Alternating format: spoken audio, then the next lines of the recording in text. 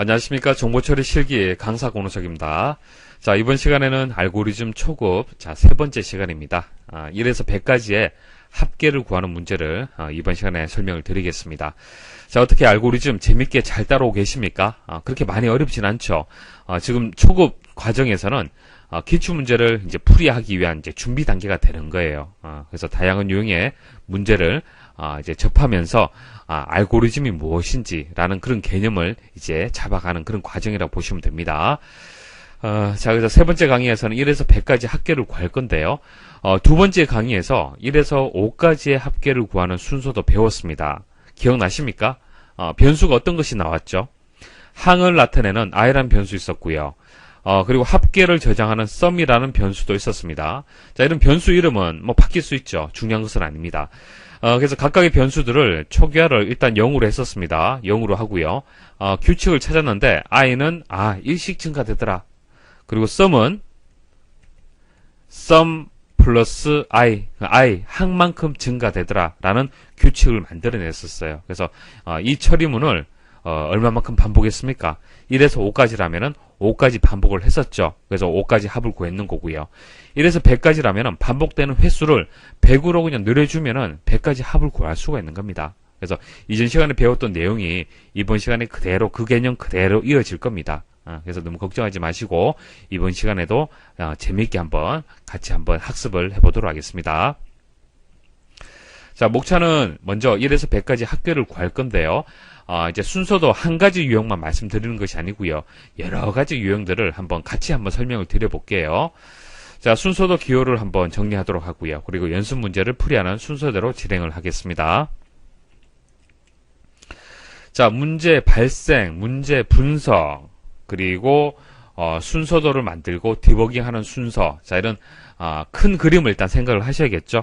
자, 시험장 가서 여러분들이 이제 어렵게 생각하지 마시고 이 순서대로 여러분들이 분석해 나가시면 되는 거예요. 그래서 문제 발생은 시험장에서 주어지는 것이죠. 그래서 1에서 100까지 합계를 구하라. 그리고 이제 처리 조건이라든지 각각의 변수들이 어떤 역할을 하는 것인지 변수에 대한 설명도 이렇게 나옵니다. 그래서 문제 발생 그 내용을 잘 읽어보시고 문제 분석을 해주시면 되는 거예요. 그래서 첫 번째가 이제 문제 발생 단계가 되겠죠. 이것은 시험장에서 주어지는 것이고요. 자, 두 번째는 문제를 이제 분석하는 단계입니다. 여기서부터 여러분들이 좀 집중해서 여러분들이 잘 하셔야겠습니다. 그래서 여기서 중요한 것은 변수가 주어지는데 이 변수가 어떤 역할을 하는지, 자, 그것을 여러분들이 잘 이해를 하셔야 돼요. 그래서 i란 변수는 항을 나타내는 변수다. 자, sum이란 변수는 합계를 나타내는 변수다. 자, 이런 역할들은 문제에 포함이 되어 있고요. 자, 그다음 규칙을 찾아야겠죠. 규칙. i는 i 플러스 1이고 그 다음 sum은 sum 플러스 i더라 라는 규칙을 찾아낼 수 있어야 됩니다. 자, 이렇게 해서 이제 문제 분석 단계 끝나면요, 순서도를 만들어야겠죠. 자, 근데 순서도는 처음부터 끝까지 여러분들이 다 만드는 것이 아니고요, 순서도가 만들어져 있고요, 블랭크가 이제 표시가 되어 있습니다. 그 블랭크를 여러분들이 채울 수 있도록 하시면 되는 겁니다. 그래서 순서도는 기본 형태가 입력 단계, 자, 처리 단계, 출력 단계로 기본적으로 구성이 되어 있습니다. 그래서 입력 단계에서는 초기화, 우리가 이전 시간에 배웠었죠. i는 0, sum은 0, 이런 식으로 해서 초기화 단계도 입력 단계에 포함이 되어 있었고요. 자, 처리 단계는 순서도의 구조 세 가지가 있었죠. 자, 직선형이 있었고요. 자, 위에서 아래로 물 흐르듯이 한 번씩 수행되는 구조가 있었고요. 자, 분기형, 나뉘는 거죠. 자, 반복형, 자, 반복, 이제 10번 반복해라, 100번 반복해라, 이런 식으로 해서 처리를 할 수 있었습니다. 자, 이렇게 순서도를 작성이 다 끝나면은, 자, 네 번째는 이제 확실하게 내가 선택한 답이 맞는지 확인하는 단계가 있었습니다. 자, 디버깅하는 단계죠. 자, 디버깅하는 단계는요, 사람이 구한 결과, 그러니까 1에서 100까지 합이라면은 1에서 100까지 합이 얼마다라는 것을 먼저 생각할 수 있어야 되고요. 자, 그 결과하고 순서도를 통해서 만들어진 디버깅 결과가 같으냐라고 판단하는 겁니다. 같다라면은 여러분들이 선택한 답이 맞다라고 볼 수가 있는 것이죠. 그래서 이런 과정을 통해서 순서도 문제를 해결을 하는 겁니다. 자, 문제 분석 단계에서는 입력, 처리, 출력 순서대로 생각하시면 되고요. 자, 입력 단계에서는 i와 sum을 초기화하는 단계가 포함이 되어 있습니다. 자, 처리 단계가 되고요. 자, 출력 단계는 sum을 이제 출력하는 단계가 되겠습니다. 자, 규칙을 좀 더 자세한 말씀을 드려볼게요. 이전 시간 말씀을 드렸지만 다시 말씀을 드리겠습니다. 이제 각 항을 뜻하는 i라는 변수가 있고 학교를 뜻하는 sum이라는 변수가 있어요. 자, 이런 규칙을 찾아야 되는데 규칙을 무작정 그냥 이것을 바로 찾으려고 하면 어렵죠. 1에서 100까지라면 쭉 나열을 한번 해보십시오. 숫자를 나열을 하고 각 항의 규칙을 한번 찾아보는 거예요. 어떻게 그 값들이 바뀌는지 한번 찾아보는 겁니다. 그래서 1에서 1을 더하니까 2가 되고 2에서 1을 더하니까 3이 되고 3에서 1을 더하니까 4가 되더라. 이런 식으로 차근차근 시험장 가시면요. 시간 충분합니다. 시간이 부족해서 불합격했다라는 분은 제가 한 분도 못 봤습니다. 시간은 충분해요. 그렇기 때문에 천천히 생각하시면 됩니다. 자, 이렇게 해서 이제 i라는 변수에 대한 규칙을 찾아주시면 되고요. 그 다음 sum이라는 변수도 마찬가지죠. 자, 첫 번째 항까지는 합계가 1이더라. 자, 두 번째 항까지는 1하고 2를 더하니까 3이더라. 자, 세 번째 항까지는 6이더라. 자, 그럼 이 각각의 이제 합계가 어떤 규칙을 또 가지고 있는지 항의 변수, i라는 변수를 이용해서 이렇게 규칙을 찾아보는 겁니다. 그래서 두 가지 처리문을 우리가 찾아낼 수가 있는 거고요.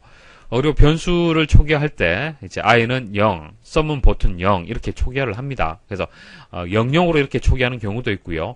1, 1로 초기화해도 됩니다. 2, 3으로 초기화해도 돼요. 3, 6으로 초기화해도 됩니다. 그러니까 초기화라는 것은 어디서부터 시작할 거냐라는 것을 얘기를 하는 것이지 무조건 0으로 초기화라는 것은 아닙니다. 자, 0으로 초기화한다는 얘기는 0번째 항에 초기값을 설정한다는 얘기고요. 첫 번째 항에다가 초기값을 설정할 수도 있고요. 두 번째 항에다가 초기화를 설정할 수도 있는 겁니다.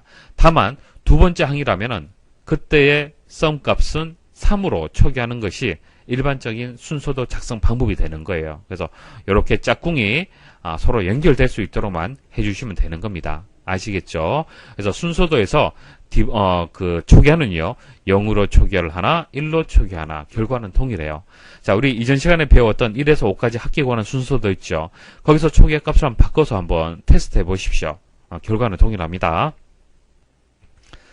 자, 이제 기본 개념은 이해를 하셨을 거고요. 1에서 100까지 합을 구하는 다양한 유형을 한번 살펴보도록 하겠습니다. 시험장에서는 출제자의 의도에 맞도록 여러분들 풀이를 하셔야 돼요. 그러니까 다양한 유형에서 출제자가 하나를 선택해서 출제를 하는 겁니다. 그래서 그 출제한 순서도를 여러분들이 이해할 수 있어야 돼요. 그렇기 때문에 다양한 유형을 접해 보셔야 됩니다. 이제 기본형을 한번 보도록 하죠. 가장 기본형은요. 이제 100까지 이제 합계를 구한다라면은 반복되는 반복 구조가 100 미만이다, 100보다 작다라고 이렇게 반복 구조를 주는 것이 가장 기본형입니다. 그리고 i는 0, sum은 0 이런 식으로 0번째 항을 기준해서 초기화를 하는 것이 가장 기본형이라고 보시면 돼요. 그래서 i는 i 플러스 1, sum은 sum 플러스 i 이런 식으로 해서 이제 처리문이 들어가는 구조. 이게 가장 기본형이다. 그렇게 보시면 됩니다. 자, 그런데 문제에서 실제 시험에서 만약 1에서 100까지 합을 구하라 나왔다. 그러면은 디버깅 할 때도 100까지 합계를 구하면 되겠습니까? 안 되겠습니까? 물론 시간이 많기 때문에 할 수도 있겠지만은 너무 시간이 많이 걸리잖아요. 그죠? 그렇기 때문에 자, 우리가 디버깅 할 때는 범위를 줄입니다. 줄이는데 적당하게 줄여주시면 되는 거예요. 그래서 보통 뭐 1에서 5까지 혹은 1에서 10까지 해서 그렇게 범위를 좀 줄여주시면 됩니다. 자, 이번 디버깅에서는 5까지 한번 구해보도록 할게요. 자, 그럼 이 순서도에서 바뀌는 것은요, 반복되는 횟수입니다. 자, 이거 100을 5로 바꿔주시면 되겠죠. 100번째 100까지 합을 구할 때는 100, 5까지 합을 구할 때는 5, 이런 식으로 한번 디버깅 숫자, 반복되는 숫자를 바꿔주시면 되는 겁니다. 자, 1에서 5까지 합계를 구하면은 사람이 구하면 15라는 것을 우리가 알 수가 있죠. 자, 15라는 결과가 나오는지 한번 보도록 하겠습니다. 자, 디버깅 위에서 아래로 제어 순서대로 차근차근 잘 따라오시면 되는 거예요.